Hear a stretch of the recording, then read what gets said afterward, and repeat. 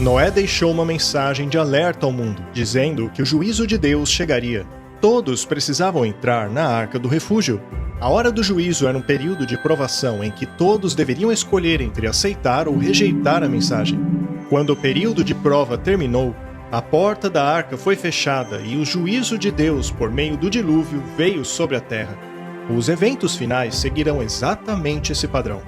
Agora, venha comigo para o futuro.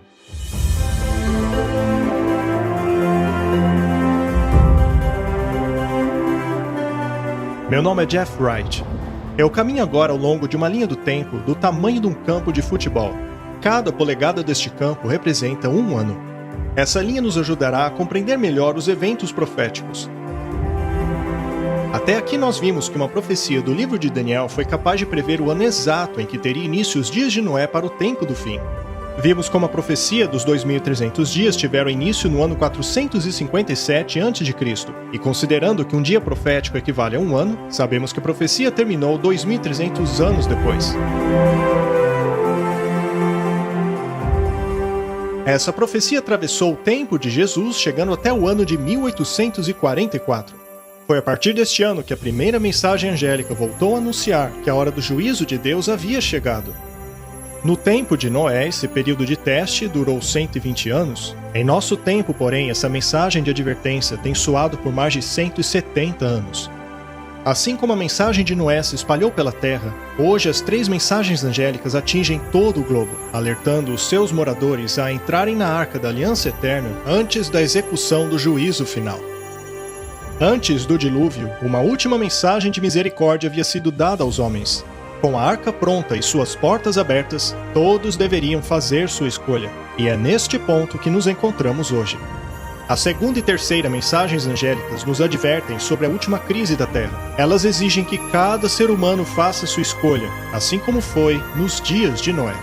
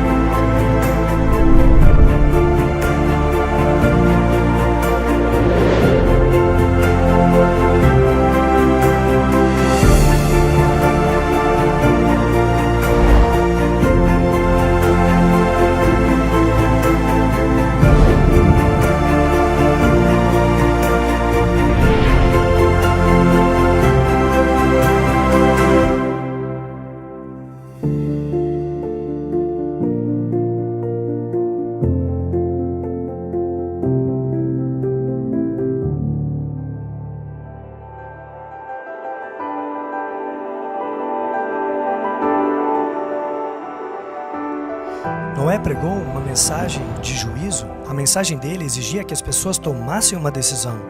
E, assim, ele foi um pregador da justiça.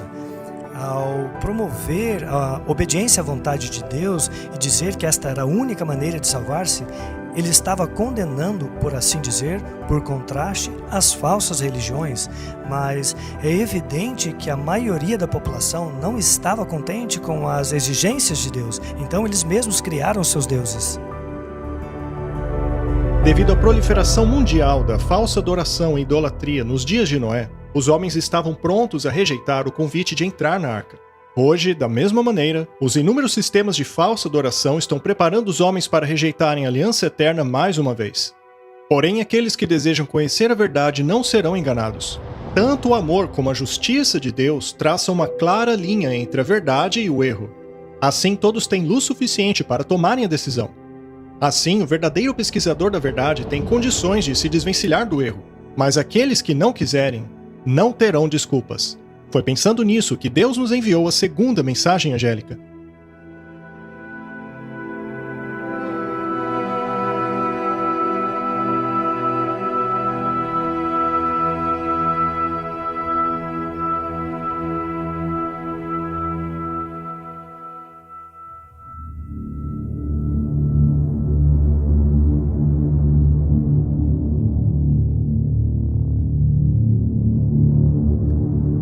E outro anjo seguiu dizendo: Caiu, caiu Babilônia, aquela grande cidade, que a todas as nações deu a beber do vinho da ira da sua prostituição.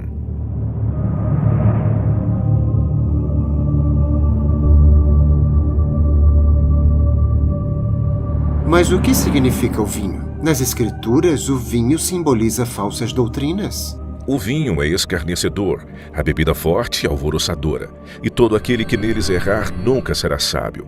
O efeito deste vinho é o engano, pois é o vinho fermentado que leva as pessoas para... O sistema da Babilônia é refletido por esta mulher de Apocalipse capítulo 17. E levou-me em espírito a um deserto, e vi uma mulher assentada sobre uma besta de cor escarlata. Estava cheia de nomes de blasfêmia e tinha 7 cabeças e 10 chifres. Os primeiros símbolos que nos ajudam a identificar Babilônia são a mulher, a besta e as 7 cabeças. A fim de compreendermos corretamente estes símbolos, é necessário permitirmos que a Bíblia os defina. Veja o que Deus tem a dizer sobre o símbolo profético da mulher. Eu assemelhei a filha de Sião a uma formosa e delicada mulher. Sião era o nome dado ao povo de Deus. Em Isaías lemos o seguinte: Diga a Sião, vós sois o meu povo. Portanto, no Antigo Testamento, Deus utilizava a mulher como símbolo para representar o seu povo. No Novo Testamento, a mulher também é utilizada como símbolo para representar a Igreja de Deus. Por isso deixará o homem seu pai e sua mãe e se unirá à sua mulher, e serão os dois uma só carne.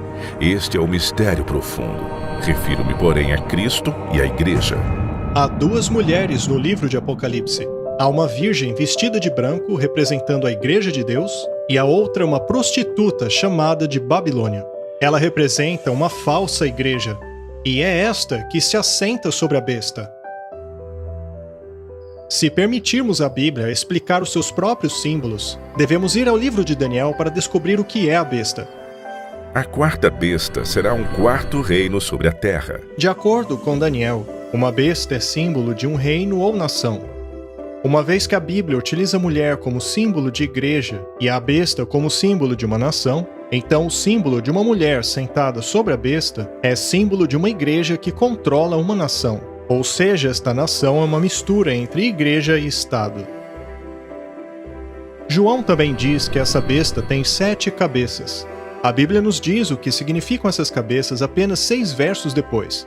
E aqui está a mente que tem sabedoria. As 7 cabeças são 7 montes sobre os quais a mulher se assenta. O fato desta mulher se sentar numa besta de 7 cabeças nos revela que esse poder político-religioso está localizado perto de 7 montes.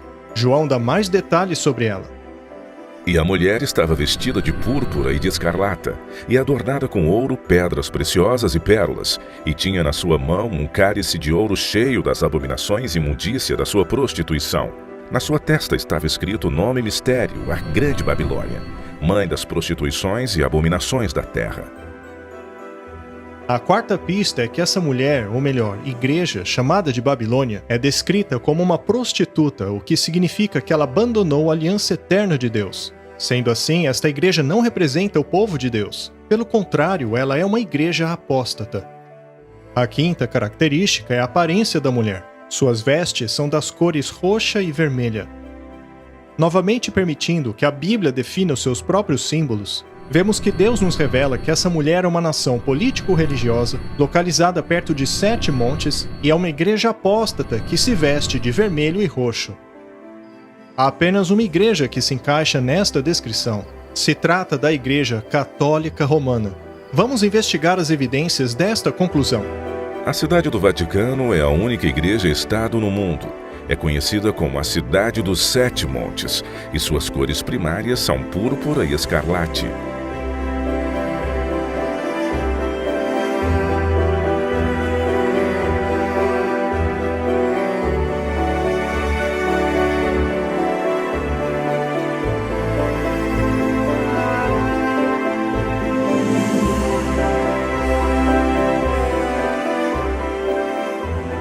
Durante a Reforma Protestante, muitos reformadores como Thomas Cranmer, John Wesley, William Tyndale, John Wycliffe, Philip Melanchthon, John Huss, Martin Luther e centenas de outros, todos concluíram que o papado é a prostituta Babilônia, mencionada em Apocalipse. Eu, de minha parte, libertarei a minha mente e consciência, ao declarar em alta voz ao Papa e a todos os papistas que o papado é verdadeiramente ninguém mais que o reino da Babilônia, o próprio Anticristo. Afinal, quem seria o homem do pecado e o filho da perdição, senão aquele que, por seu ensinamento e ordenanças, aumenta o pecado e a perdição das almas da igreja, enquanto ele mesmo se assenta na igreja como se fosse Deus? Todas essas condições têm sido cumpridas ao longo do tempo pela tirania do papado. Martinho Lutero.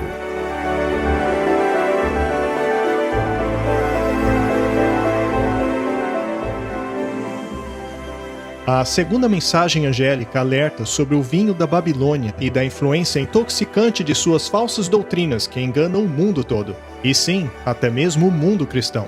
Mas isto não aconteceu repentinamente, mas subitamente ao longo de séculos. Quando você pensa na declaração de Jesus, pouco antes dele partir, ele disse: "Este evangelho será pregado por todo mundo, e então virá o fim." E nós vemos os discípulos saindo e pregando o evangelho, mas nós vemos que o fim não veio. E a razão, eu creio, é porque aquele evangelho se tornou corrompido. E um evangelho diferente começou a ser propagado pelo mundo. Na parte 2 desta série, vimos como o Evangelho Eterno e a Aliança Eterna foram revelados por meio do santuário.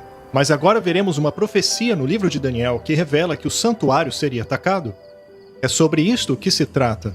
É um ataque ao Evangelho e à Aliança. Esta foi substituída por uma falsa.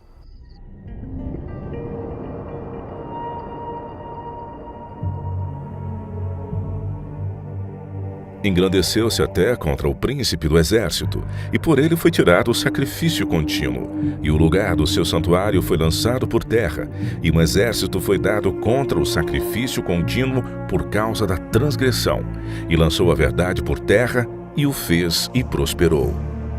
Não resta dúvida ao se analisar a sequência do capítulo de que o chifre pequeno é o papado católico romano. A profecia de Daniel nos revela que o papado se engrandeceria e se exaltaria acima do príncipe do exército, que é Cristo. E por meio do papado, a verdade, representada pelo santuário e por Cristo, seriam lançados por terra. Ao invés de olharem para Cristo como sumo sacerdote no santuário celestial, as pessoas foram ensinadas a olharem para um sacerdote humano em um falso santuário.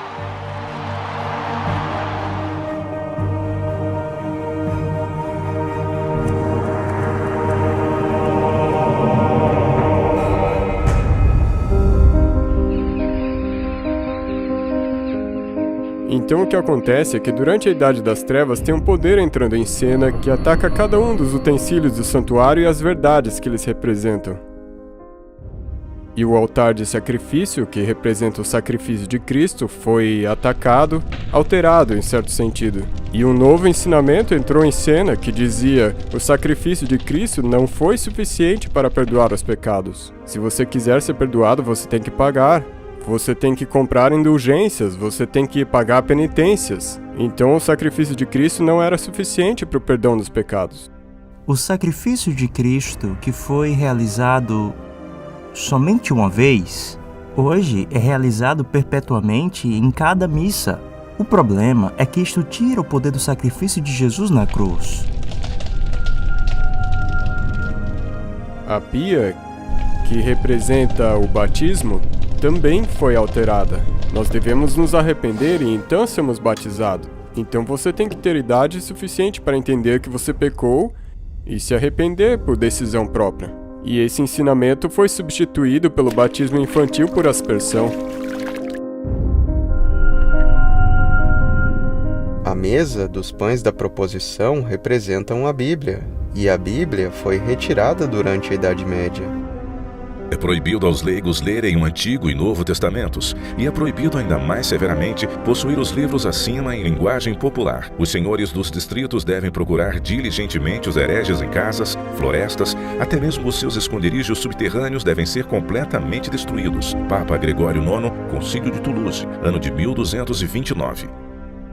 Então, quando você remove a palavra de Deus, você tira a verdade de Deus. E agora você tem pessoas que estão sujeitas à superstição, sujeitas à tradição, mais do que a palavra de Deus. Disseram às pessoas que elas não poderiam ler a Bíblia por conta própria. Em vez de compartilharmos do pão da vida, que é uma referência às Escrituras, agora uma outra pessoa deveria interpretá-las para nós. E assim se perdeu de vista a verdade e a importância da Bíblia como fundamento. O altar de incenso, que representa a intercessão de Cristo em nosso favor, foi derrubado e no seu lugar foi estabelecido o que se chama de confessionário. Tinha 2 compartimentos, era dividido por uma cortina, com um homem sentado no lugar de Deus, ouvindo as confissões de outros homens. E foi dito às pessoas: vocês não podem ter acesso direto a Deus. Vocês devem vir aos sacerdotes e confessar os seus pecados a eles. Veio então a figura do padre, colocando-se entre o pecador e o Senhor, dizendo: de agora em diante vocês devem confessar os seus pecados a mim. E mais uma vez, barreiras estavam sendo colocadas entre o homem e Deus. Perdeu-se a capacidade do indivíduo de ir diretamente a Deus. E o candelabro de 7 braços representava a igreja, e ele também foi atacado nas perseguições que ocorreram durante esse período de tempo conhecido como Idade das Trevas. A liberdade para testemunhar também foi removida, e é isso que representa o candelabro, o testemunho. Qualquer um que divergisse do ensinamento dessa igreja dominante, desse sistema dominante, era perseguido, queimado, torturado e de muitas maneiras diferentes, para que eles se adequassem ao sistema. Então, de muitas maneiras, você pode ver o santuário sendo derrubado. E aí, no compartimento santíssimo, onde tinha a Arca da Aliança, É ali onde você encontra os 10 mandamentos, dentro da arca. e a Bíblia diz que esse poder cuidará em mudar os tempos e a lei, em Daniel 7:25. A reforma protestante deixou clara, ou pelo menos pregou poderosamente, que eles entendiam que o poder papal, que alegava ter autoridade para mudar a lei de Deus, era justamente este poder. A Bíblia diz: lembra-te do dia de sábado para santificá-lo. Mas a Igreja Católica diz: não, pelo meu divino poder eu aboli o dia do sábado, e agora ordeno a vocês guardarem o primeiro dia da semana. E eis que todo mundo civilizado se curva em obediente reverência ao mandamento da Santa Igreja Católica. A profecia previu que a Igreja Católica tentaria mudar os tempos e a lei, e ela reconhece este fato. O Papa possui poder para mudar tempos, abrogar leis e dispensar todas as coisas, até mesmo os preceitos de Cristo. Ao analisarmos a teologia da Igreja Católica, vemos que no Catecismo o 2º mandamento foi apagado. Ele não está lá. Eles deletaram o mandamento que proibia o uso de imagens. Mas agora tinha um problema, pois só havia 9 mandamentos. Sendo assim, eles dividiram o 10º mandamento em 2 partes. Além do santuário ter sido jogado por terra em termos de muitas doutrinas e leis, também perdemos a noção do sábado. E eles pegaram o descanso no 7º dia, que apontava para o sábado, e disseram: pelo poder e autoridade da igreja, nós mudamos esse dia para o domingo, o primeiro dia da semana. Salientando esta alteração do mandamento, um padre disse o seguinte em 1803: É bom lembrar os presbiterianos, batistas, metodistas e todos os outros cristãos que a Bíblia não apoia em nenhum lugar a sua observância do domingo. Domingo é uma instituição da Igreja Católica e todo aquele que guarda esse dia guarda o mandamento da Igreja Católica. A humanidade, que costumava entender que a guarda do sábado fazia parte da vida cristã no cristianismo primitivo, agora ouvia dizer que não. Agora, o sábado é o primeiro dia da semana. Esta mudança foi feita pela Igreja Católica Romana, pois ela alega possuir este poder. O caminho mais seguro é sempre o das Escrituras. Se a Bíblia afirma que Deus diz algo, mas eu me permito ser convencido por outra pessoa que Deus não disse aquilo, de quem é a culpa? Eu sou o culpado. A ideia de que o sábado do Senhor foi mudado é ridícula se você pensar a respeito. Porque o único mandamento que começa com a palavra lembra-te é justamente aquele que eles querem que esqueçamos. Estes princípios da verdade são imutáveis. É por isso que eles estão lá dentro da Arca da Aliança, mas eles foram perdidos durante a Idade Média. Ao longo dos séculos, as verdades representadas no santuário foram lançadas por terra. Elas foram anuladas. Isso porque a verdade do ministério de Jesus no santuário celestial foi substituído pelas falsas doutrinas da Igreja Católica. Há muitas mentiras que compõem o vinho de Babilônia, mas uma que ataca diretamente o coração do Evangelho é aquela relacionada à aliança que Deus fez com seu povo. Jesus utilizou vinho puro, não fermentado, em sua aliança. Por outro lado, a Bíblia descreve o vinho da Babilônia como fermentado. Jesus, no Novo Testamento, enquanto ele estava tendo a última ceia com os discípulos, ele dá a eles o pão e diz: "Este é meu corpo, que é partido por vós." Então ele dá a eles o vinho, que é o suco da uva, e ele diz: "Esse é o sangue da aliança." Ou o Novo Testamento.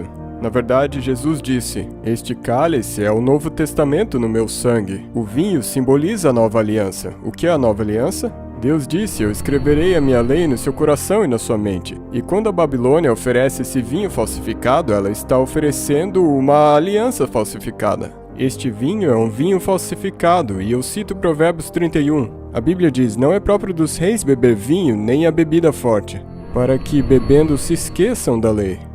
Então, este vinho, ele é fermentado, é impuro, e quando você bebe desse vinho, ele causa com que você esqueça o que Deus disse para você se lembrar. E quando disse Deus para lembrar? Lembra-te do dia de sábado para o santificar. Então é esse o vinho que está sendo dado para o mundo atualmente.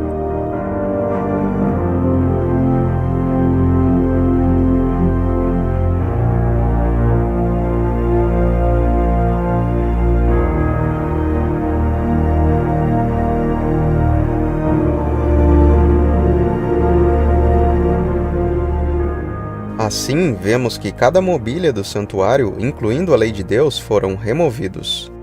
Então todas as coisas que a Bíblia disse que esse poder faria, eles fizeram no período previsto de tempo. Então aqui você tem uma destruição total das verdades representadas no santuário. Então, o santuário inteiro, desde a porta de entrada até o lugar santíssimo, tinha sido corrompido e precisava ser restaurado. A profecia de Daniel 8,14 nos diz: "Até 2.300 tardes e manhãs e o santuário será purificado." Num certo período de tempo, todas essas verdades que foram derrubadas por esse poder do pequeno chifre seriam finalmente restauradas. Portanto, todo o santuário foi jogado por terra e pisado por este homem do pecado, até chegar à Reforma Protestante. E durante um período de 500 anos, exatamente isso aconteceu. Deus começa a trazer diferentes movimentos a esse cenário que restaurariam cada um dos utensílios do santuário, quase século a século num período de 500 anos. Então temos John Wycliffe entrando em cena nos anos de 1300, ele traduziu a Bíblia na linguagem do povo e assim desencadeou a reforma. Martim Lutero nasceu nos anos de 1400, começou a fazer a reforma protestante nos anos de 1500 e ele, em essência, restaurou a verdade de que o sacrifício de Cristo é suficiente para o perdão dos pecados. Você não tem que pagar penitências. É pela fé no sacrifício que ele fez por nós que nós somos perdoados dos nossos pecados. John Calvino entra em cena nos anos de 1500, funda o movimento presbiteriano. Calvino sentia muito o dever de orar e ele escreveu bastante sobre a oração. E ele basicamente ensinou que você não precisa dos sacerdotes para ter acesso a Deus. Você pode ter acesso direto ao trono de Deus sem ninguém. E isso na época de 1600. John Smith e o Roger Williams se tornaram fundadores do movimento batista, e eles deram importância especial à restauração do verdadeiro modo de batismo. Você deve se arrepender e então ser batizado. Não é para ser aspergido. Ser submergido totalmente é um símbolo de ser sepultado totalmente e começar uma vida totalmente nova. Então o movimento batista restaurou o verdadeiro modo de batismo.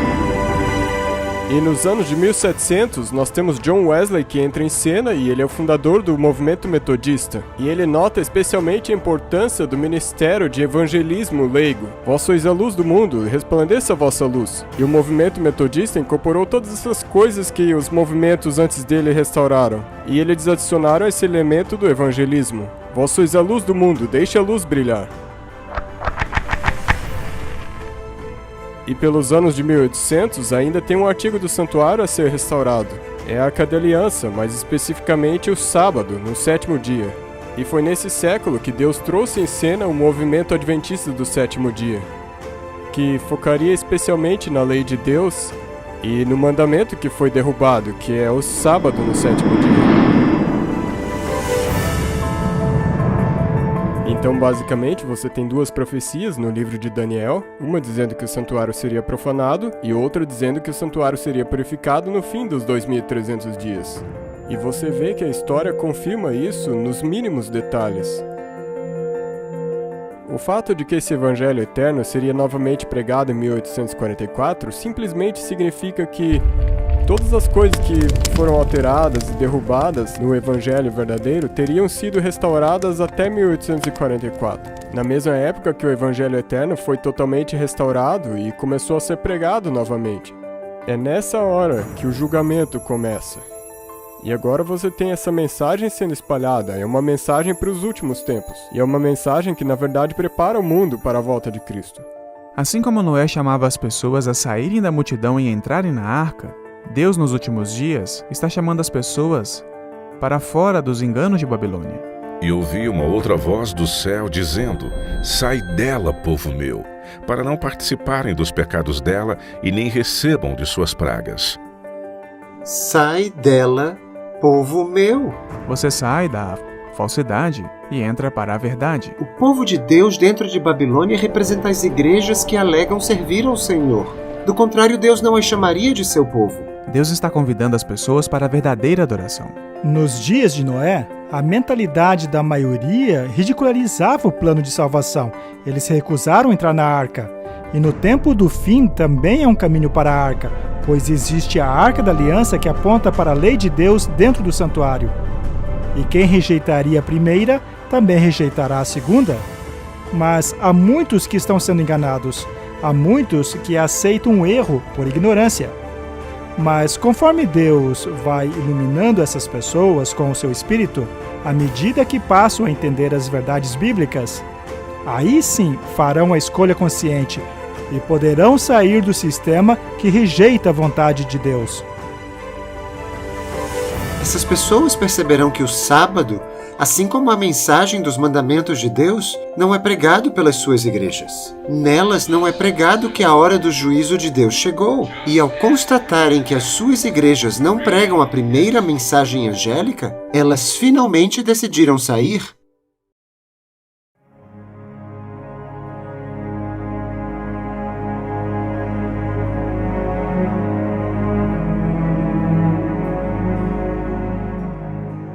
Quando eu ouvi esta mensagem pela primeira vez, a mensagem de que a denominação a qual eu pertencia era a Babilônia e que fazia parte de um falso sistema de adoração, fiquei assustado.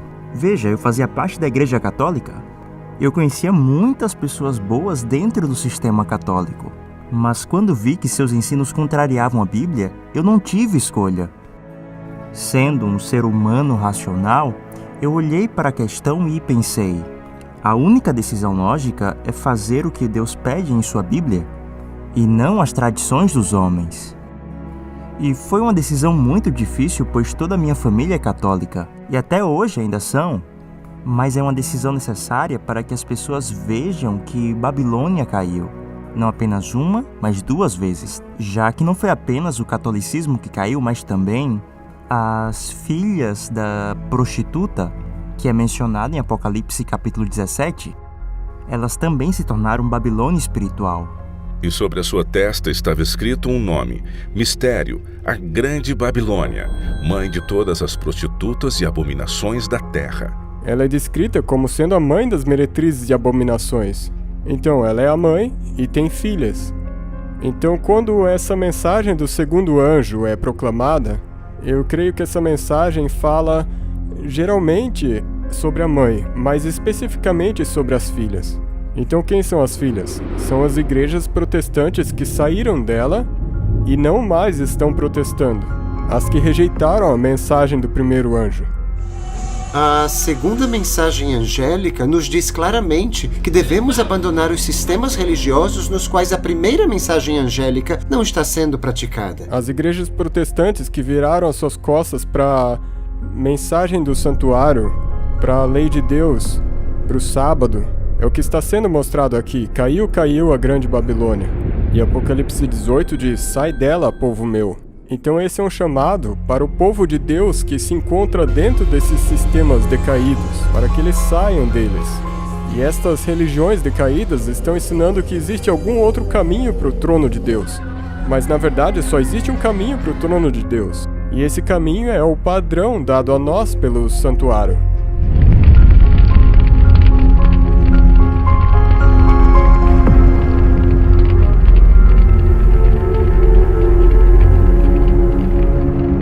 Ao invés de protestarem contra as tradições de homens e o vinho da Babilônia, estas igrejas se embebedaram dele e o jorram para as suas congregações. O termo Babilônia, que significa confusão, é muito apropriado a essas igrejas. Todos alegam terem retirado suas doutrinas da Bíblia.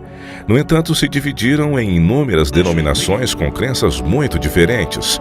Hoje, a fé religiosa é tão confusa e discordante que as pessoas simplesmente não sabem o que é verdade. Apesar das trevas espirituais e alienação de Deus das igrejas que constituem Babilônia, verdadeiros cristãos ainda podem ser encontrados em meio a elas. Muitos destes ainda não tiveram a chance de ouvir a verdade. Não são poucos os que estão insatisfeitos com a situação atual e anseiam por uma pura luz.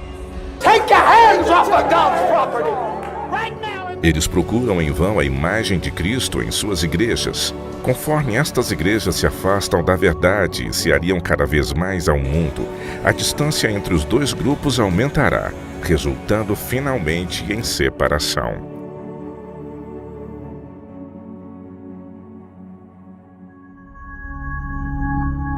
Eu me lembro quando eu ouvi essa mensagem pela primeira vez, e eu posso te dizer que eu era uma dessas pessoas que estava na Babilônia.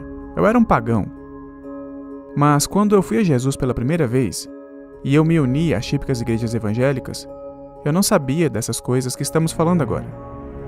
E quando eu aprendi a verdade do sábado, e sobre a mensagem que nos chama a sair de Babilônia, foi muito difícil para mim, foi realmente doloroso.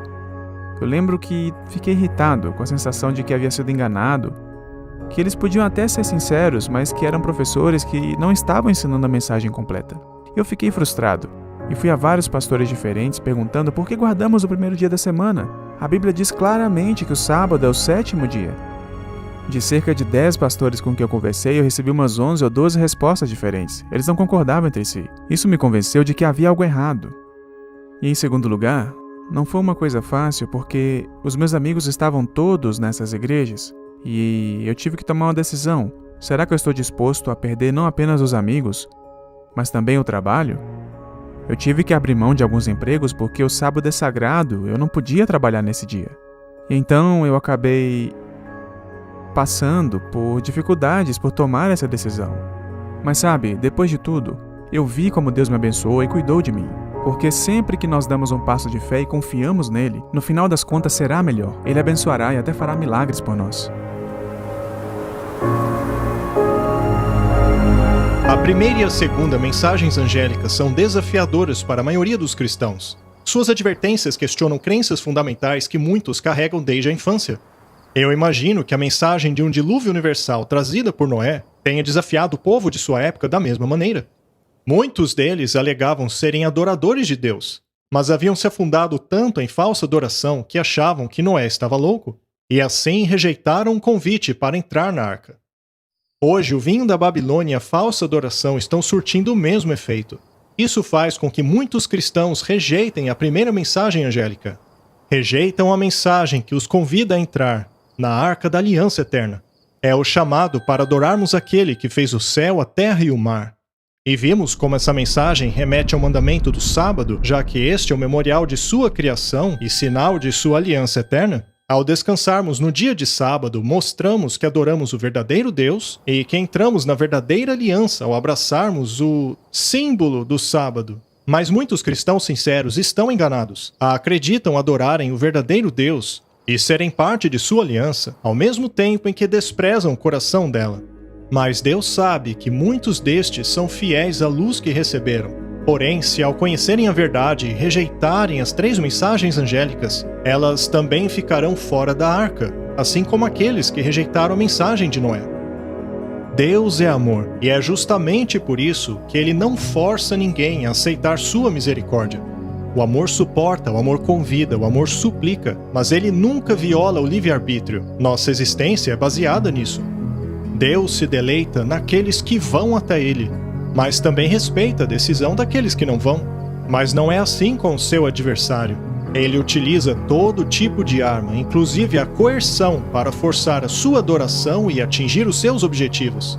Por séculos, Satanás tem preparado seus piores enganos para a batalha final. O amor, por outro lado, leva cada pessoa a tomar uma decisão inteligente de acordo com a sua vontade. E é para desmascarar o plano do inimigo que Deus envia a terceira mensagem angélica, para que todos tenham luz e ninguém precise ser enganado ao estarem no vale da decisão.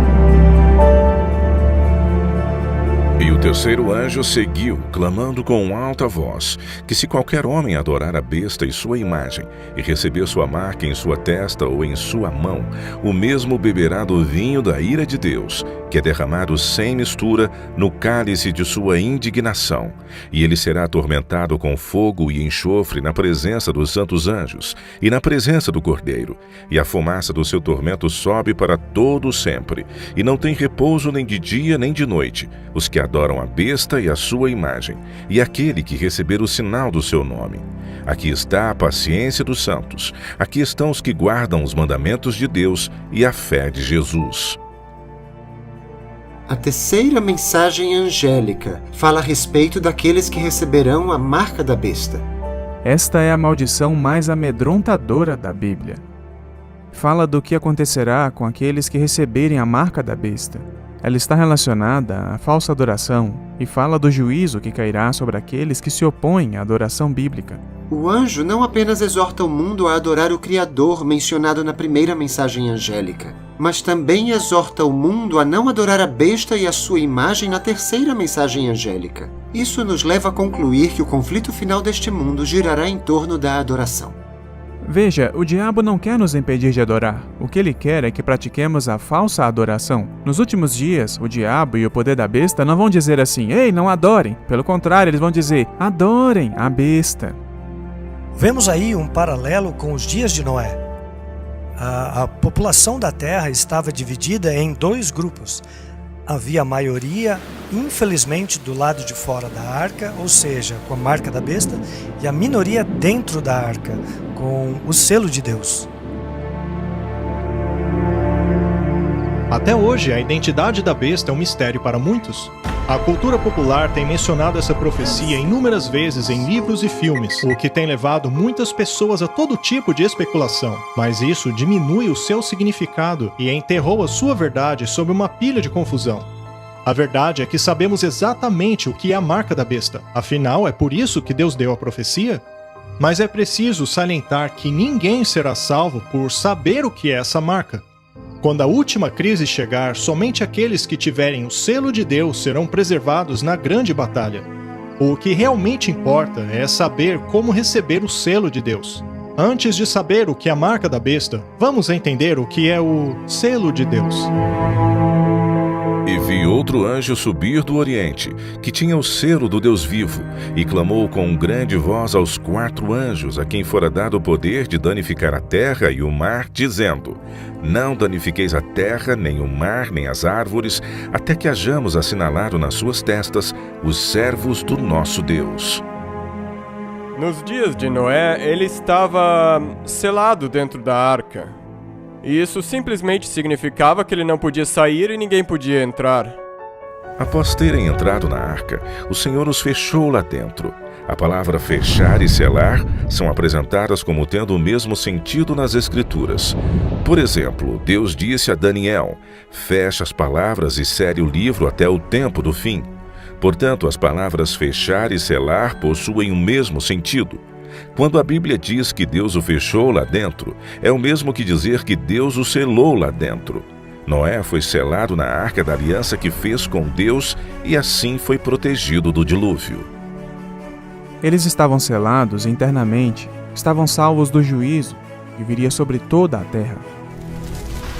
Não há nenhum tempo de angústia que já houve sobre a terra comparado em intensidade àquele que o nosso mundo ainda experimentará.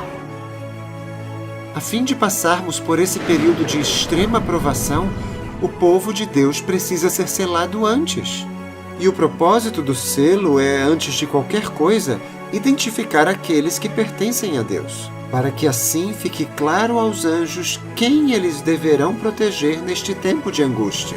Isaías capítulo 8, verso 16, fala a respeito de selar a lei entre os discípulos de Deus. Guarde o testemunho e sele a lei entre os meus discípulos. Vemos aqui que existe uma conexão entre o selo de Deus e a sua lei. Quando analisamos os selos da antiguidade, vemos que eles sempre exibiam 3 elementos. O primeiro era o nome da autoridade, como um rei, por exemplo. O segundo elemento era o seu título e, finalmente, a sua jurisdição. Um selo possui título, o nome e o território. Ao analisarmos os 10 mandamentos, constatamos que apenas o 4º declara Deus como o Criador. O nome e o território. Lá ele é apresentado como governante dos céus e da terra, ou seja, sua jurisdição. O selo de Deus está bem no mandamento do sábado. É algo único que identifica a quem adoramos.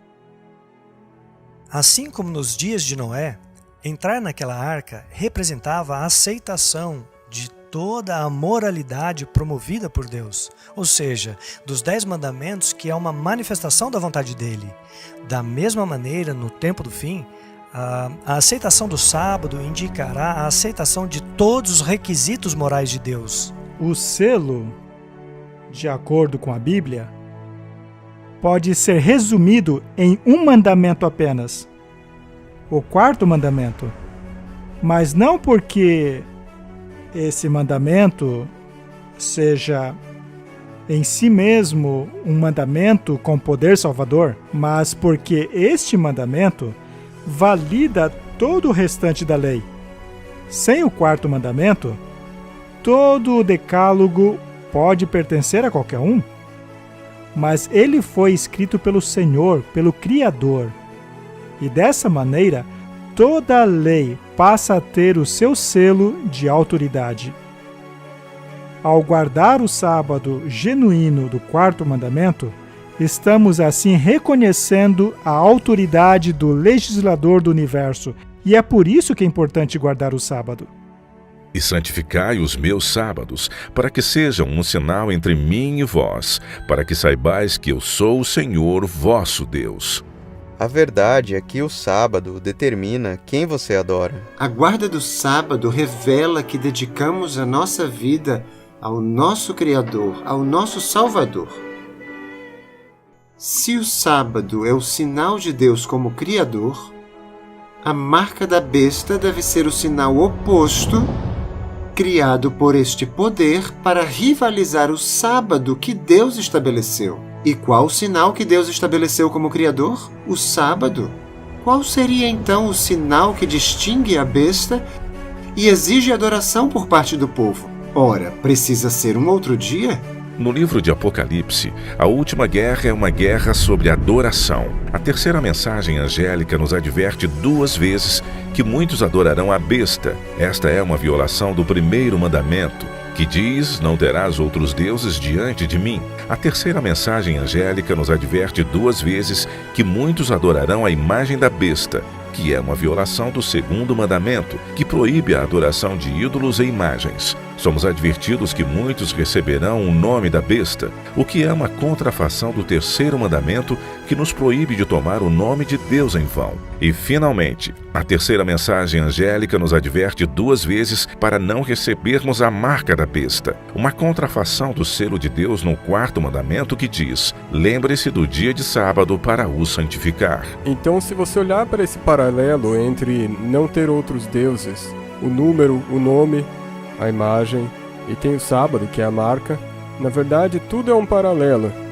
Tudo gira em torno da primeira tábua dos 10 mandamentos.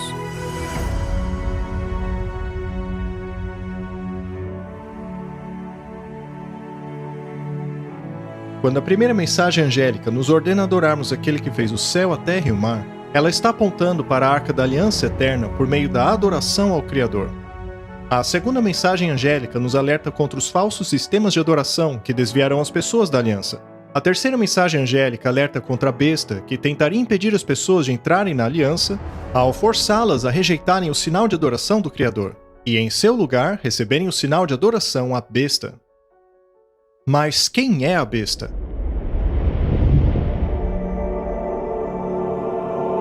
E fiquei de pé na areia do mar, e vi uma besta emergir do mar, e tinha 7 cabeças e 10 chifres, e sobre os chifres 10 coroas, e sobre as cabeças havia um nome de blasfêmia.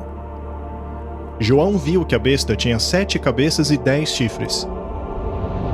Esta é a mesma descrição da besta encontrada em Apocalipse capítulo 17, que carregava a mulher chamada de Babilônia, vestida de púrpura e escarlate.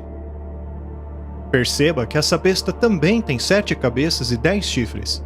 No capítulo 13, João vê a primeira besta que emerge do mar.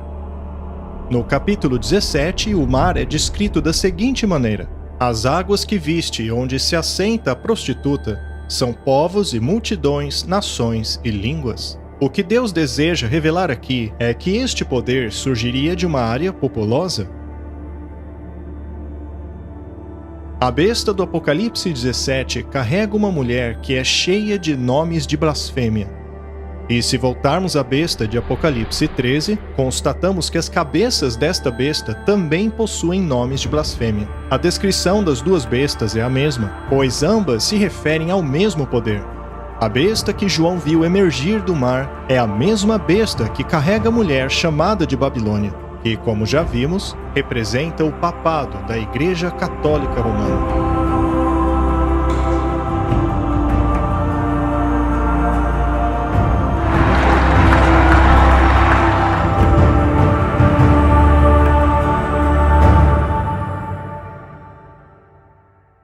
Eventualmente, depois de muito estudo a respeito da besta e tendo-se concluído que esta representava o papado e a Igreja Católica, vemos que ela faz uma alegação muito importante. Segundo ela possui a autoridade para mudar a lei de Deus. Isso mesmo, a autoridade de mudar aquilo que o próprio Deus determinou. Ela mudou o dia do 4º mandamento. Não mais o sábado, que é um sinal do poder criador de Deus, mas instituíram então o domingo. E é esse dia que a Igreja Católica alega ser a marca da sua autoridade. E no tempo do fim, essa será a marca da besta. Um arcebispo da Igreja Católica Romana disse o seguinte em 1562: Sendo assim, a autoridade da Igreja não deve se curvar à autoridade da Bíblia, pois a Igreja transferiu o sábado para o domingo não por ordem de Cristo, mas por sua própria autoridade. A Igreja Católica aponta para sua alteração da lei divina como prova de que sua autoridade está acima da Bíblia. Segundo ela, esta alteração é a marca de sua autoridade. No século XIX, a Igreja Católica publicou a primeira edição de um artigo que mais tarde foi intitulado Desafio Romano: Por que os protestantes guardam domingo? Nesta publicação, o autor católico confronta os protestantes com essa pergunta: Ainda não é tarde para os protestantes se redimirem. Será que o farão? Será que permanecerão consistentemente sobre a profissão protestante? Será que considerarão apenas a palavra escrita, somente as Escrituras como sua única autoridade e norma? Ou continuarão se apegando à indefensável, autocontraditória e suicida doutrina e prática de seguirem a autoridade da Igreja Católica ao adotarem o sinal de sua autoridade? Guardarão eles o sábado do Senhor, o 7º dia, de acordo com as Escrituras, ou guardarão o domingo de acordo com a tradição da Igreja Católica?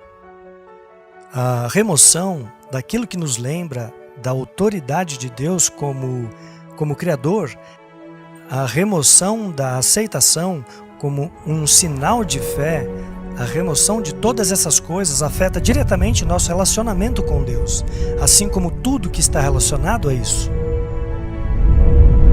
A maior afronta que pode ser feita contra a autoridade de Deus é alterar a sua lei, pois sua lei é o fundamento de seu governo. E o papado apresenta esta alteração como a marca de sua autoridade. Aqueles que adoram o Criador honrarão o dia que ele determinou como sinal de sua autoridade e aliança. E aqueles que pisam na lei de Deus para obedecerem uma lei humana receberão a marca da besta, porque assim estarão aceitando o sinal de lealdade do poder que escolheram obedecer no lugar de Deus. Este é o conflito central na última guerra por adoração. Quando esta questão propagar-se e tornar-se mundial, cada pessoa receberá o sinal do poder que escolheram obedecer, em sua testa ou em sua mão. Ela é retratada como estando tanto na testa quanto na mão. Para melhor entender o que isto quer dizer, vamos voltar a Deuteronômio capítulo 6. E essas palavras que eu vos ensino hoje, vocês as ensinarão para seus filhos. Também as atarás por sinal em tua mão, e te serão por frontais entre teus olhos. Primeiro, precisamos compreender a que se refere estas palavras. Elas se referem aos mandamentos que foram dados no capítulo anterior. Em Êxodo, capítulo 13, verso 9, ele diz a mesma coisa. Deuteronômio 11 diz a mesma coisa. A lei de Deus deve ser um sinal na tua mão e entre os teus olhos. E isso dá um novo significado para a marca da besta. Tê-la como sinal na testa quer dizer que você fez um consentimento mental de não seguir a Cristo. Isto é um símbolo. Estar na mão significa as suas ações e na testa a sua fé, a sua adoração. E tanto faz na testa ou na mão. Ainda que você não aceite mentalmente, você pode agir de acordo com ela, dizendo, bem, eu não concordo com a marca, mas vou seguir para não sofrer as consequências. Está escrito que é na mão e na testa. Eles aceitaram a lei e a aliança da besta, em suas ações e em sua adoração. Nesta guerra por adoração, a besta tem um poderoso aliado. Após ver a primeira besta emergir do mar, João vê uma segunda besta, e nos diz que a segunda besta forçará o mundo todo a adorar a primeira besta. E vi uma outra besta surgindo da terra, e ela tinha 2 chifres como um cordeiro, e falava como um dragão, e exerce todo o poder da primeira besta na sua presença, e faz que a terra e os que nela habitam adorem a primeira besta, cuja ferida mortal fora curada. Isto significa que ela fará uso da força. Nesta profecia, a segunda besta forçará o mundo a adorar a primeira besta.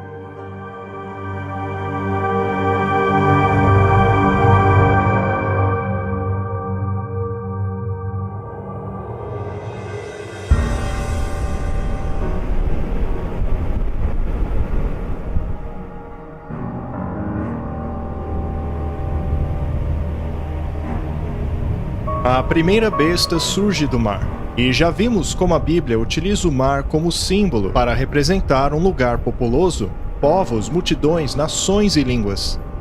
Mas a segunda besta surge da terra, que por contraste representa um lugar deserto, longe dos lugares populosos da terra. Temos aí uma nova nação crescendo em poder num lugar relativamente despovoado.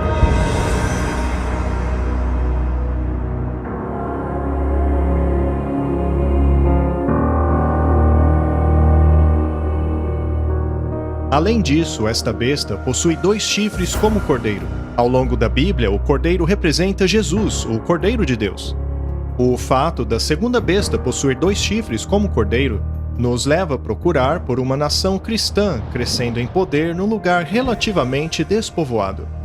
Há uma nação que se enquadra perfeitamente neste perfil, e não é por coincidência que também é conhecida como a nação mais poderosa e influente do mundo: os Estados Unidos da América.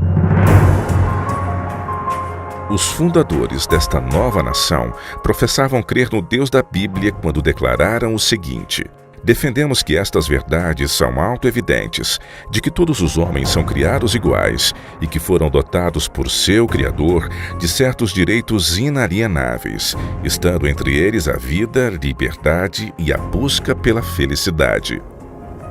Além de professar a crença em um Criador, a primeira emenda da Constituição dos Estados Unidos da América garante tanto a liberdade civil como religiosa. Ela diz assim: o Congresso não fará lei estabelecendo religião ou proibindo o livre exercício da mesma, a fim de evitar a perseguição e tolerância religiosa que tomou conta da Europa por tantos séculos. O governo dessa nova nação foi estruturado de forma a impedir que a Igreja governasse o Estado e de que o Estado governasse a Igreja. Jesus disse: dai a César aquilo que é de César e dai a Deus aquilo que é de Deus. Estes princípios cristãos escritos nos documentos fundadores dos Estados Unidos foram o segredo de seu sucesso. Milhões fugiram para a América para adorarem de acordo com os ditames de sua própria consciência. Mas a Bíblia diz que isto mudaria. Quando João viu essa besta saindo da terra, ele disse que ela era como um cordeiro, mas que falava como um dragão. E no próximo verso vemos que esta besta, ou seja, os Estados Unidos, faria com que toda a terra e aqueles que habitam nela adorasse a primeira besta. A Bíblia diz que os Estados Unidos da América, normalmente considerado como a maior autoridade civil, unirá os seus esforços à Igreja Católica Romana, que por sua vez é considerada a maior autoridade moral e espiritual. Uma besta representando a Igreja e a outra representando o Estado se unirão e pisotearão as liberdades civis e religiosas sobre as quais os Estados Unidos foram fundados.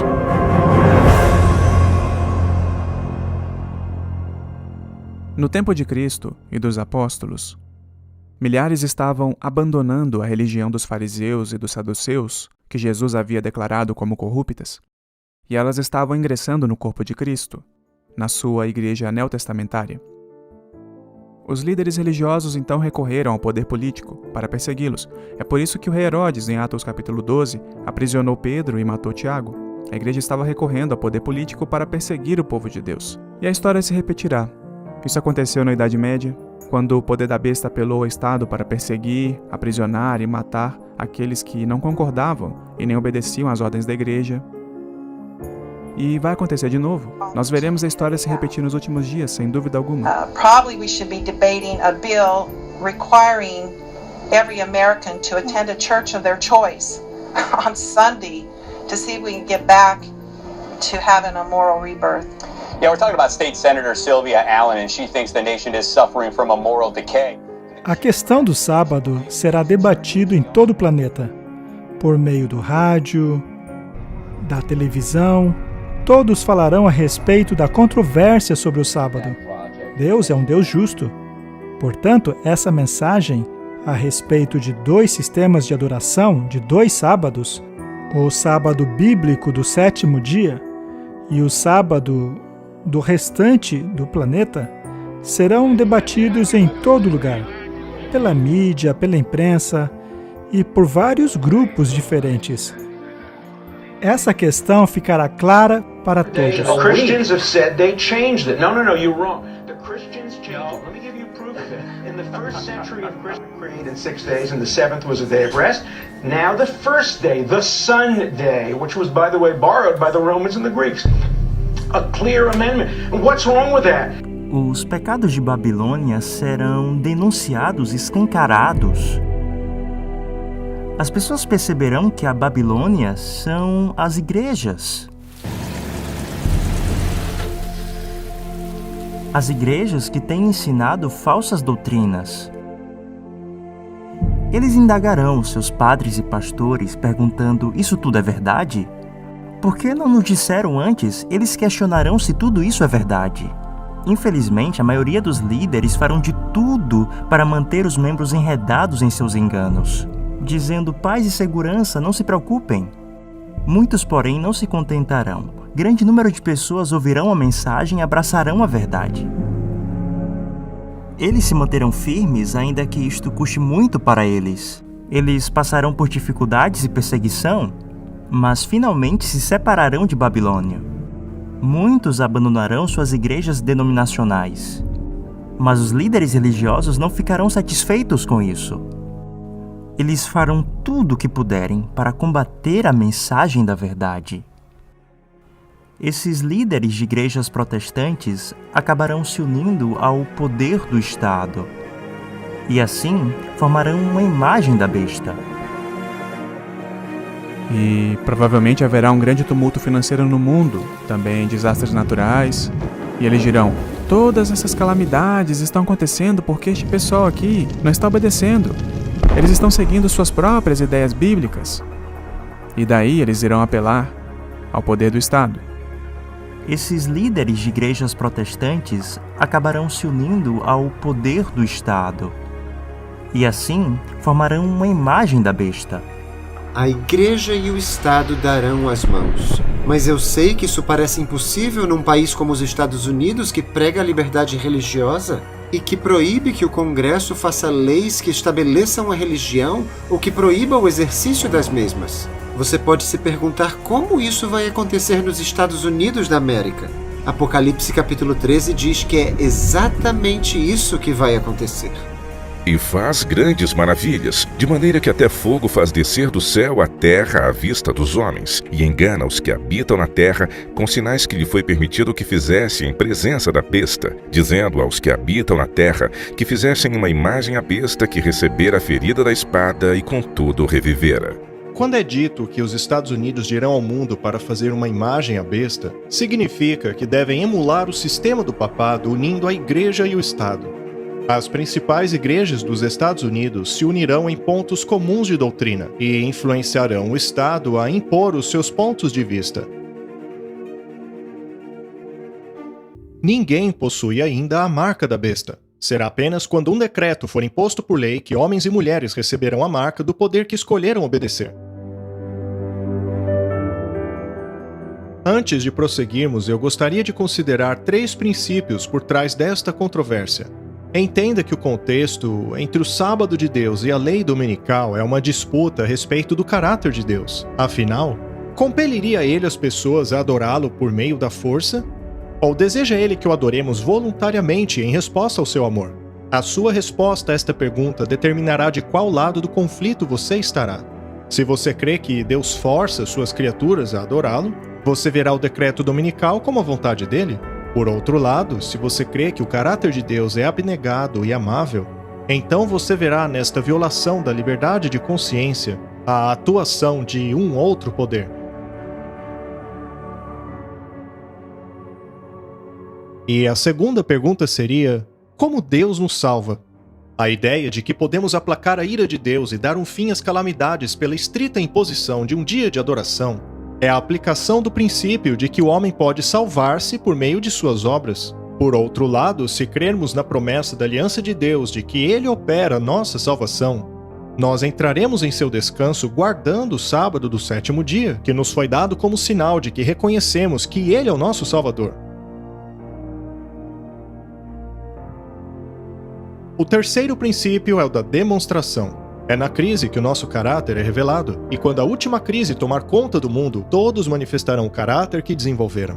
Um grupo revelará o caráter abnegado de Deus ao sacrificar suas vidas para ajudar outros, enquanto que o outro grupo revelará o caráter egoísta do adversário ao sacrificarem a vida de outros a fim de salvarem as suas.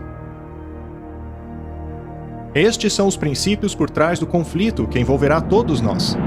Agora você entende porque sua compreensão a respeito do caráter de Deus e de seu plano da salvação certamente influenciará a sua escolha entre a marca da besta ou o selo de Deus.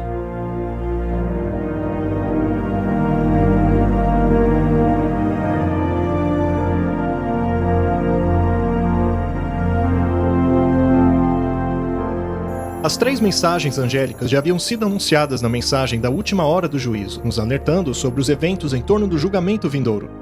Mas não sabemos o ano exato em que esses eventos ocorrerão. No entanto, sabemos que eles ocorrerão em breve e em rápida sucessão. Vejamos agora esses últimos eventos em detalhes. As circunstâncias do mundo já estão trabalhando juntas para trazer à tona a marca da besta, assim como diz a Bíblia. Após isso será o fim do tempo da graça, seguido pela execução do julgamento, e finalmente a segunda vinda de Cristo. Nos dias de Noé, o mundo inteiro estava no vale da decisão, mas depois que todos fizeram sua escolha entre aceitar ou rejeitar o refúgio da arca, a porta da misericórdia fechou. O tempo para decidir havia acabado. Todos haviam feito sua escolha entre aceitar ou rejeitar o convite da aliança eterna. E muito em breve, a porta fechará novamente, para sempre.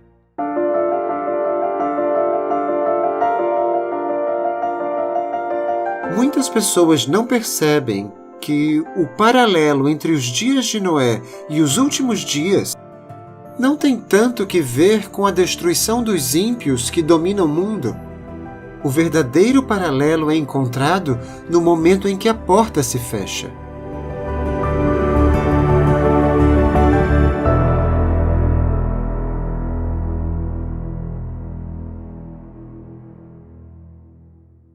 Nós, humanos, simplesmente não entendemos a paciência e a longanimidade de Deus. Ainda assim, o Senhor disse que seu Espírito não contenderia para sempre com o homem, há um limite. Nos dias de Noé, o limite que foi estabelecido foi de 120 anos. Por que Deus não acabou com os maus logo de vez? Bem, é porque Ele ama a sua criação. Ele precisa demonstrar que cada gota de oportunidade e paciência será oferecida ao perverso. Mas chega uma hora que a graça acaba. E isso é revelado pelo fechamento da porta da arca. Eu penso que estamos chegando no momento final do tempo de misericórdia oferecido por Deus para essa geração. Hoje, a mensagem de Noé está sendo pregada na forma das 3 mensagens angélicas. Mas vai chegar uma hora em que essa mensagem não será mais pregada. Os ímpios se perderam não quando começou a chover, mas quando a porta se fechou. Noé foi salvo, ele estava selado.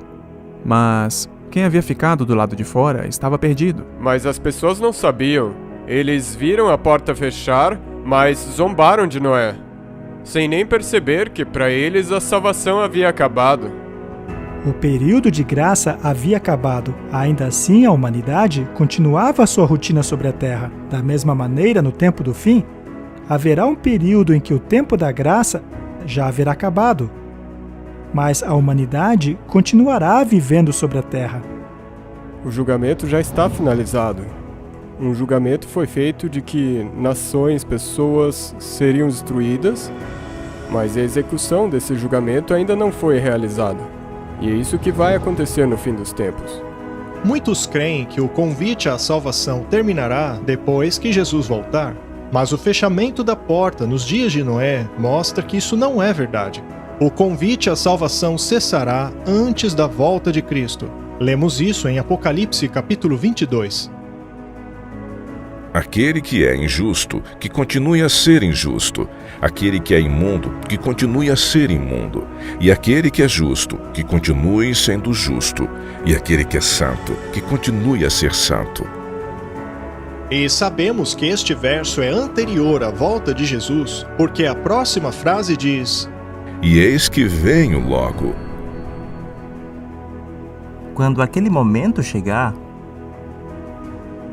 a paciência de Deus já verá se esgotado, assim como nos tempos de Noé. Portanto, não devemos nos preparar para a segunda vinda de Cristo em si. Nós devemos nos preparar para o fim do tempo de graça. Esse é o ponto-chave.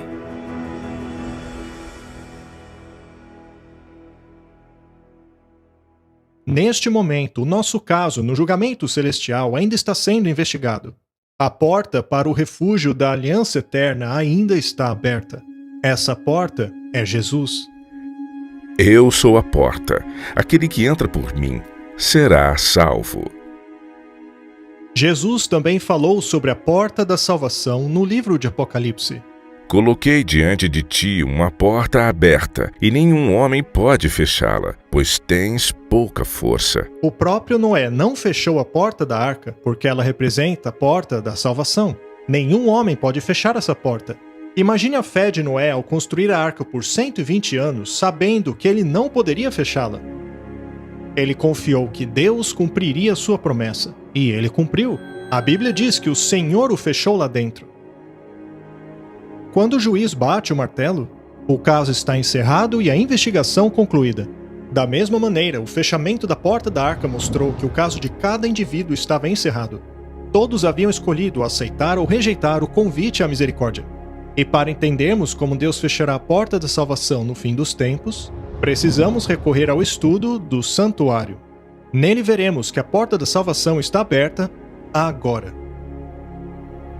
Pois Cristo não entrou num lugar santo feito por mãos, que são figuras do verdadeiro, mas entrou no próprio céu, para agora permanecer na presença de Deus por nós.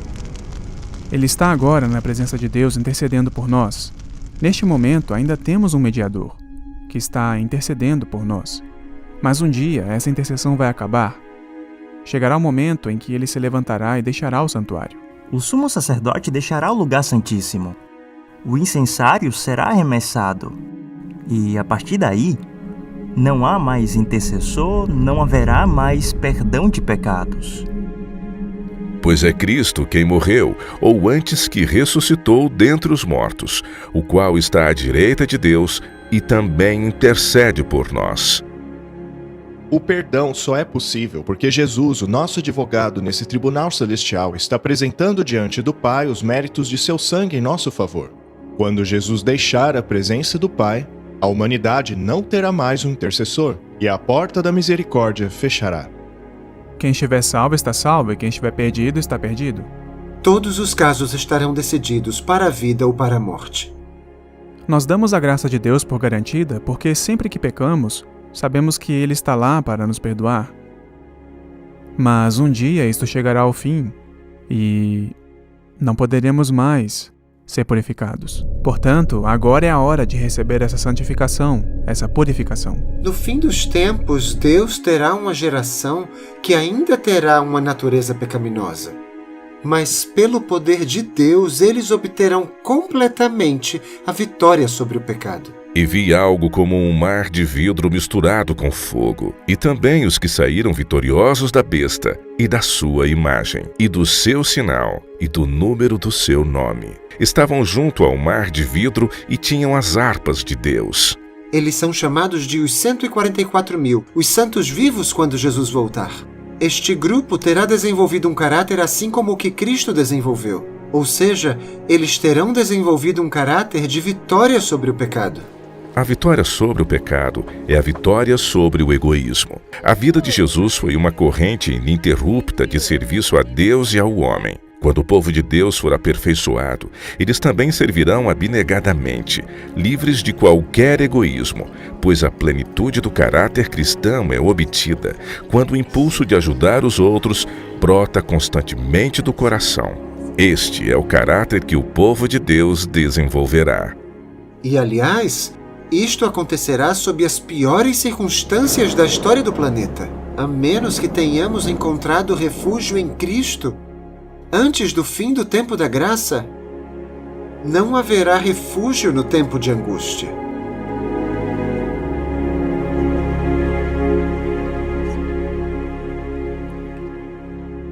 A Bíblia diz que Satanás é o acusador dos irmãos. Por outro lado, Jesus é o nosso advogado diante do Pai. Mas Jesus não pode terminar seu trabalho de intercessão e alegar que sobre a terra há uma geração de santos cheia do seu espírito, capaz de permanecer diante de Deus sem um intercessor. Portanto, agora mesmo, Jesus está cumprindo as promessas de sua aliança, trabalhando naqueles que o permitem. Havendo confessado seus pecados a Jesus, receberam perdão, e pelo poder dele, seus caráteres estão sendo santificados. Assim eles serão capazes, pelo poder de Deus, a não pecarem durante o tempo de angústia, quando não houver um intercessor no santuário celestial.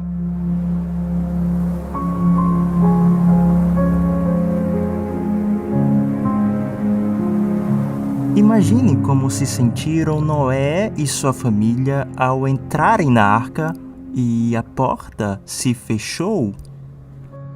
Mas nada aconteceu por 7 dias. Para os ímpios não havia nenhum sinal de que aquilo que Noé pregara iria acontecer. Noé provavelmente achava que as águas do dilúvio começariam imediatamente. Sem dúvida, Noé passou por um grande teste de fé naqueles dias. O primeiro dia passou e nada aconteceu. 2 dias e nada. Eu acho que Noé começou a se questionar. Ele deve ter se perguntado se talvez pudesse estar errado. Mas depois de 7 dias, o juízo finalmente chegou e será assim o fim do mundo. O povo de Deus vai passar por um tempo de profunda angústia. Eles serão levados a pensar, serão tentados a pensar que a presença de Deus os abandonou.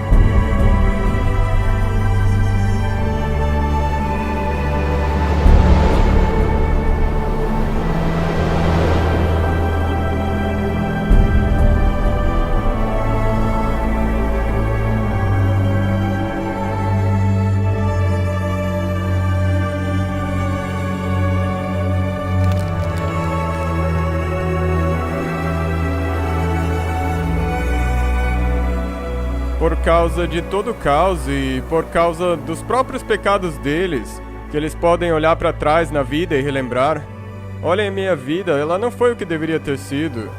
E eles passarão por esse tempo de angústia, que na verdade será um tempo de agonia mental. Será que a porta da graça já fechou? Será que eu fui aprovado?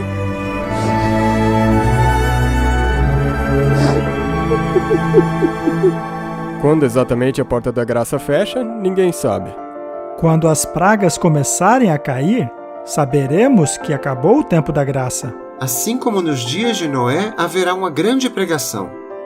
Uma pregação que dividirá os homens em 2 grupos. Depois a porta se fechará. Então haverá um período em que a fé daqueles que entraram na arca será testada, e aqueles que ficaram de fora acharão que a pregação de Noé estava errada. Mas aí virá a destruição.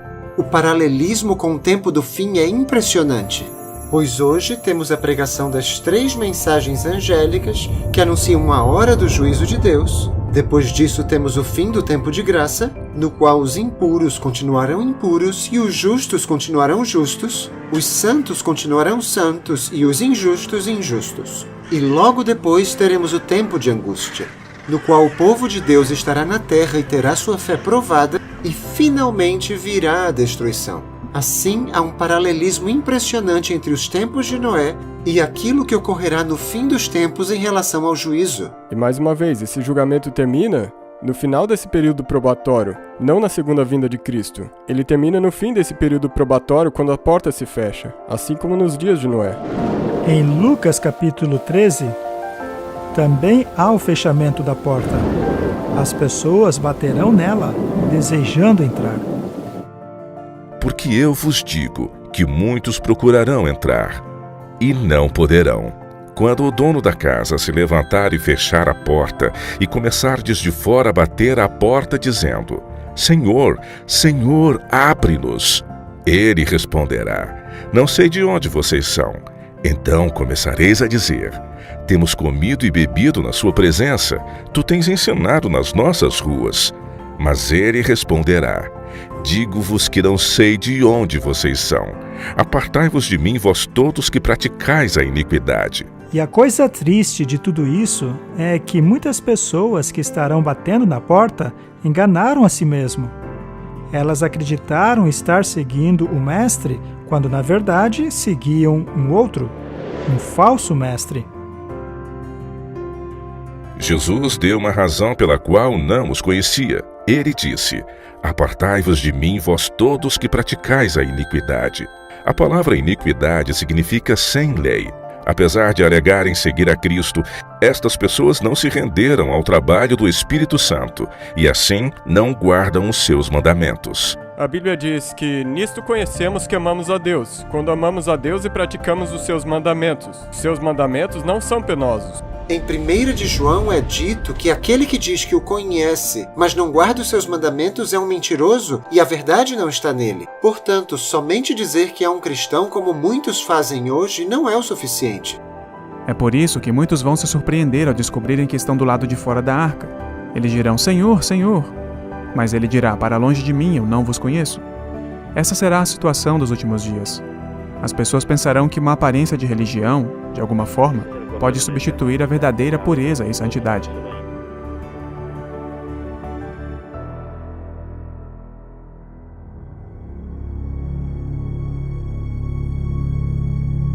Quando Deus fechou a porta da arca, as pessoas já haviam feito sua escolha. Alguns decidiram ficar dentro e outros de fora da arca. Cada indivíduo escolheu o seu próprio destino. Foi somente após a decisão de cada um que a porta foi fechada e a execução do julgamento teve início com a queda da chuva. Choveu por 40 dias, e a Bíblia diz que todas as fontes do abismo, fontes no plural mesmo, todas elas estouraram, ou seja, foi um evento catastrófico. E quando essas fontes explodiram, tudo jorrou para cima, o que causou uma fissura na crosta da terra. E aquela água cheia de pressão, com aquelas bilhões de toneladas de rocha sobre elas, simplesmente estouraram e explodiram para a atmosfera a quilômetros de altura. Temos aí uma fonte para a chuva, como não podemos nem sequer imaginar hoje. Houve uma gigantesca erosão, conforme esta água, sob grande pressão e velocidade, jorrava para fora desse penhasco, onde, por exemplo, hoje, temos a região do meio Atlântico, onde há essa fissura enorme ao longo da Terra. Ela pode muito bem ter sido a rachadura de onde jorrou toda aquela água. Eu acho que nós ficaríamos apavorados se pudéssemos ver o que aconteceu ambientalmente no mundo durante o dilúvio. Imagine só como deve ter sido estar fora da arca e ter que encarar o juízo divino. Esse juízo, no contexto de Apocalipse 14, versos 6 e 7, deveria conduzir as pessoas de volta ao Criador, aquele que fez os céus, a terra e o mar. Mas o que é diferente em relação a Apocalipse 14 é que lá também menciona as fontes das águas. E isso pode somente apontar para o dilúvio.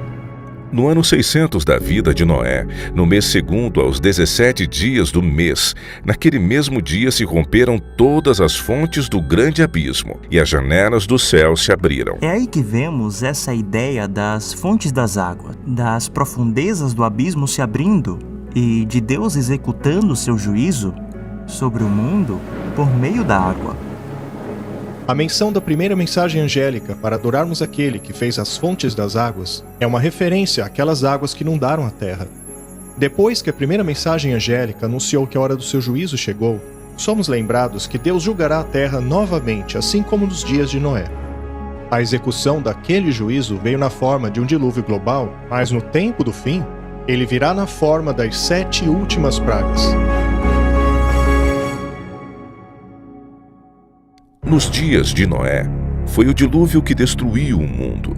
Mas no fim dos tempos, essa destruição será causada pelas 7 últimas pragas.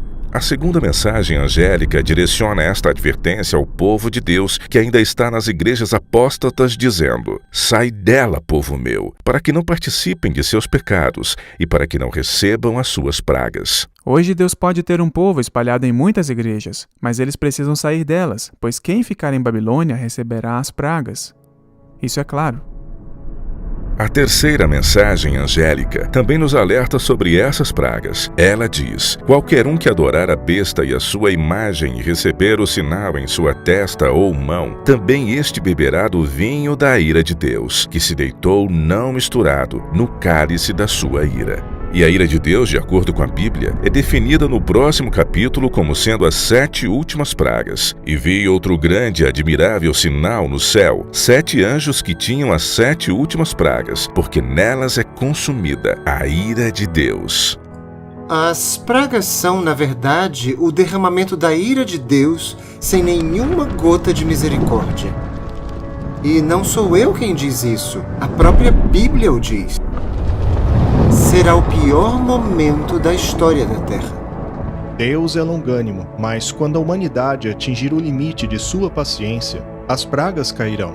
E Davi, no livro de Salmos, nos diz qual é esse limite.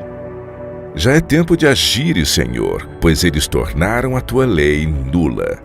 Na crise da marca da besta, a humanidade aprovará uma lei que forçará as pessoas a quebrarem a lei de Deus. Será neste tempo que Deus intervirá, assim como fez no Egito. O faraó fez uma lei. Ele disse a Moisés: você, Moisés, faz o povo descansar, Shabat, em hebraico. Ou seja, você, Moisés, faz o povo guardar o sábado. Ora, volte ao trabalho. Então o faraó fez uma lei anti-sábado. E a consequência imediata a esta lei foram as pragas. Já o faraó dos dias de hoje fará uma lei semelhante, e a consequência dela será as pragas.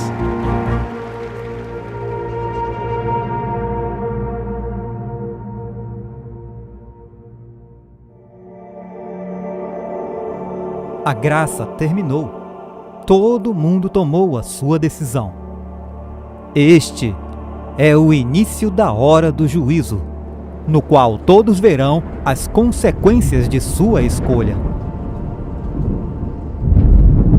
Então ouvi uma forte voz que vinha do santuário e dizia aos 7 anjos: vão derramar sobre a terra 7 taças da ira de Deus. As 7 últimas pragas são descritas em Apocalipse 16. Em uma dessas pragas, as pessoas desenvolverão terríveis úlceras por todo o corpo. E o primeiro anjo foi, derramou sua taça pela terra, e abriram-se feridas malignas e dolorosas naqueles que tinham a marca da besta e adoravam a sua imagem. O oceano se transformará em sangue, e tudo o que estiver vivo nos mares morrerá.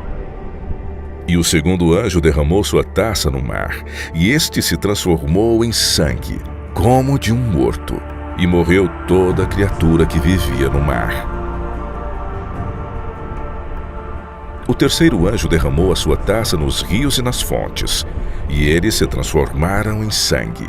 As fontes de águas e os rios também se transformarão em sangue.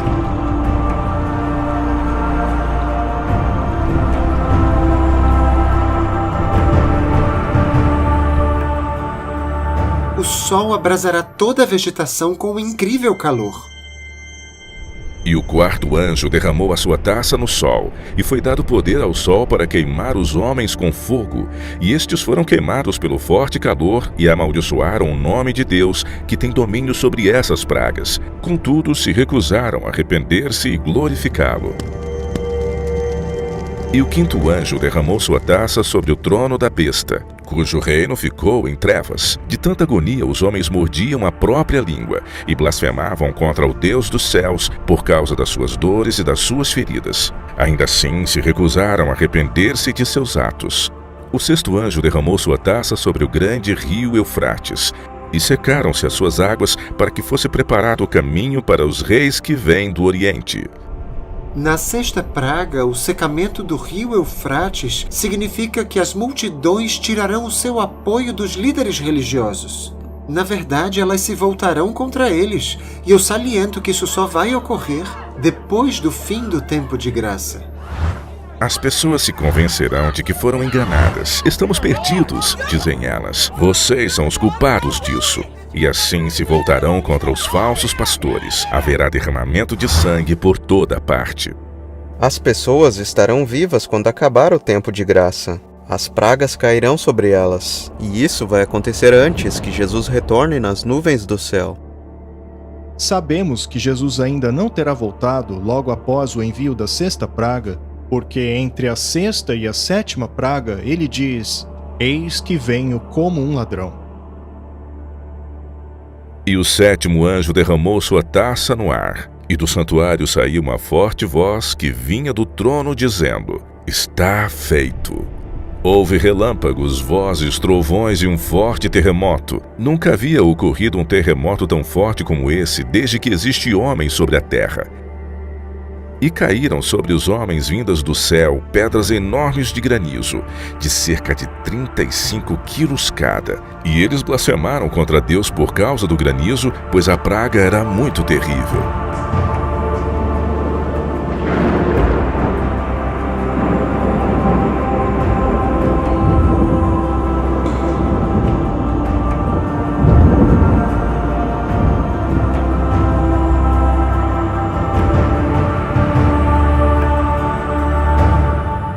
As 7 últimas pragas não tocarão ninguém do povo de Deus. Alguns pensam que Deus arrebatará a igreja do mundo antes da volta de Jesus. Porém, a Bíblia não ensina que Deus nos tira da tribulação, mas que nos salva na tribulação. O povo de Deus será protegido, assim como o povo de Israel foi protegido no Egito. Deus não retirou Israel do Egito antigo, antes das pragas caírem, mas ele os protegeu durante as pragas. Uma vez que isto é uma tipologia, o mesmo deve acontecer no tempo do fim. O povo de Deus estará aqui quando as pragas caírem. Todos eles possuem o selo de Deus em suas testas. Assim, quando as pragas caírem, eles ficarão de pé. Eles passarão por meio das pragas. Deus os salvará em meio às pragas, assim como salvou Noé e sua família que estavam selados em meio ao dilúvio. Assim vemos um paralelismo entre Gênesis e Apocalipse. Será o pior momento na história do mundo. Será um momento em que somente a proteção divina guardará o seu povo. Este há de triunfar em meio a este período. O Salmo 91 será um conforto durante esse tempo. 1000 cairão ao teu lado, e 10.000 à tua direita, mas tu não serás atingido. Somente com os teus olhos contemplarás, e verá a recompensa dos ímpios, porque tu, ó Senhor, és o meu refúgio. No Altíssimo fizeste a tua habitação. Nenhum mal te sucederá, nem praga alguma chegará à sua tenda, porque aos seus anjos dará ordem ao teu respeito, para te guardarem em todos os teus caminhos. Eles te sustentarão nas suas mãos, para que não tropeces com o teu pé em pedra. Eles terão desenvolvido um caráter refinado por meio de um íntimo relacionamento com Cristo. E como resultado disso, Cristo colocará seu selo sobre eles, para sustentá-los no tempo de angústia. E também para revelar aos anjos quem terá sua proteção neste tempo de prova. A arca foi o meio utilizado por Deus para cumprir a promessa de sua aliança e mostrar misericórdia a Noé. Assim, a arca do tempo do fim será o meio pelo qual Deus cumprirá a sua promessa de mostrar misericórdia àqueles que aceitaram fazer parte de sua aliança eterna. E é somente através do sangue de Jesus que fazemos parte dela. Deus comissionará os seus santos anjos para protegerem aqueles que entraram em sua aliança. Estes terão a proteção divina durante as pragas. Este será o último derramamento da fúria divina sobre o mundo que tem rejeitado sua misericórdia, rejeitado sua lei e a sua justiça. E ao rejeitar a misericórdia de Deus, o que mais você pode fazer quando você diz, eu não preciso perdão para isso?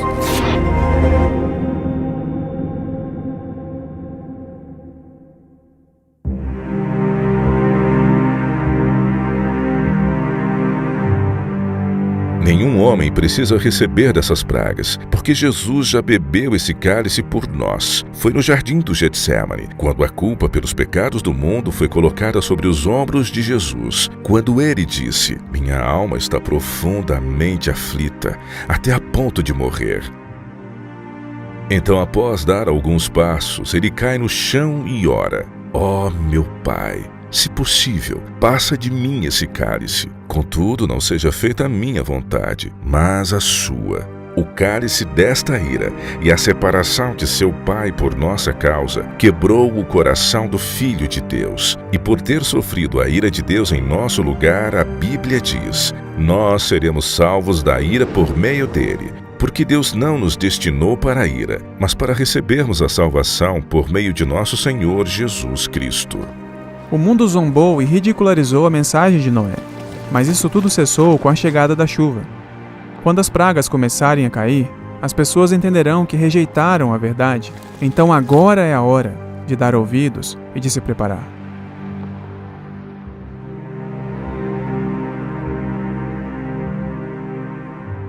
Assim como as multidões que permaneceram diante da arca, avaliando a decisão que selaria o seu futuro, cabe a você fazer a sua própria escolha. Aceitará você a mensagem de Noé por meio das 3 mensagens angélicas? Entrará você na arca da aliança eterna por meio do descanso no 7º dia, observando assim o sinal da aliança? Será você um dos que guardam os mandamentos de Deus e a fé de Jesus? Ou estará entre aqueles que guardam os mandamentos dos homens? Quando a crise da marca da besta chegar, todos terão que decidir.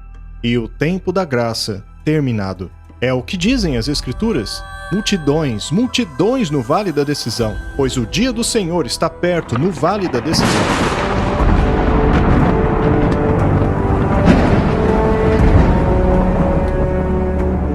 O próximo evento após a 7ª praga é a bendita esperança, a gloriosa vinda do nosso Deus e Salvador Jesus Cristo. Por séculos os cristãos têm falado nela, têm sonhado e aguardado ansiosamente pelo dia em que verão face a face aquele que morreu para redimi-los. Mas e você? Você estará pronto para encontrá-lo?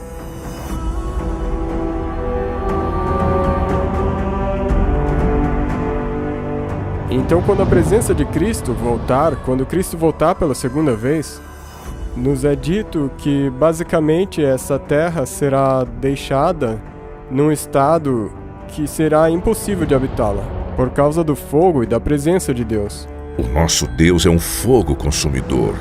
Segundo Paulo, quando ele voltar à terra, o Senhor Jesus será revelado no céu com seus poderosos anjos em fogo flamejante. Ele retornará como fogo consumidor, pois Jesus não voltará apenas como um ser humano como ele era quando caminhou por esta terra. Ele voltará como Senhor dos Senhores e Rei dos Reis, ou seja, sua glória não será mais velada.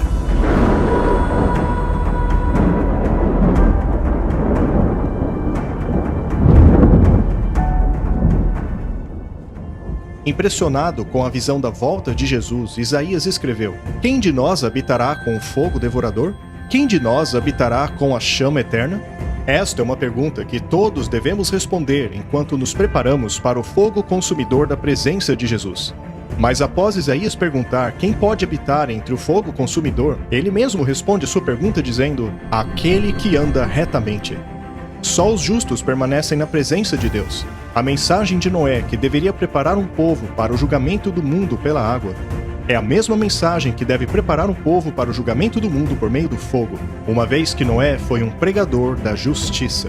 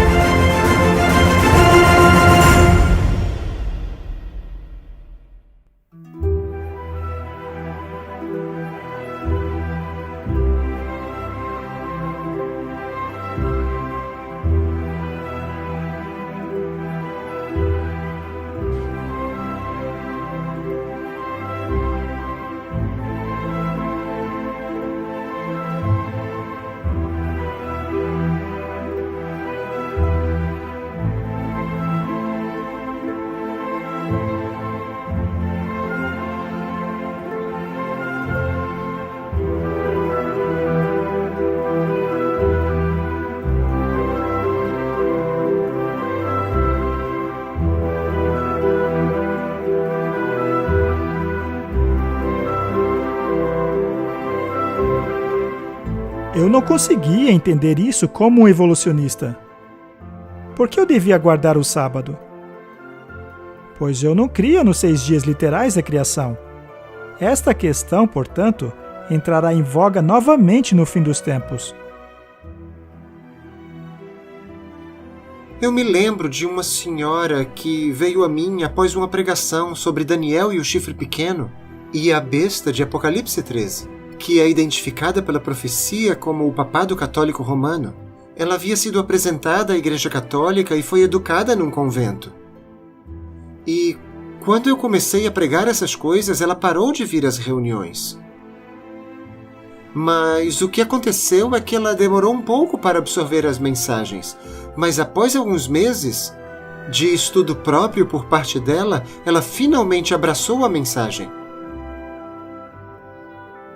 Quando me falaram do santuário pela primeira vez, eu fiquei entediado, porque eu não tinha nenhuma ideia do que se tratava. Eu tinha acabado de entrar na igreja e eu estava todo empolgado com, sabe, a marca da besta.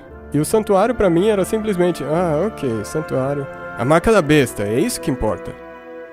Foi só depois de ter aprendido como estudar a Bíblia e depois que eu comecei a ver a beleza desses paralelos presentes no santuário, que eu comecei a ver pessoalmente e perceber o lugar que ele tem no contexto da mensagem dos 3 anjos. Foi aí que todo um outro nível foi adicionado ao meu conhecimento da palavra de Deus, ao plano da salvação, ao caráter de Cristo e, sabe, realmente teve um grande impacto no modo que eu passei a ver o plano da salvação.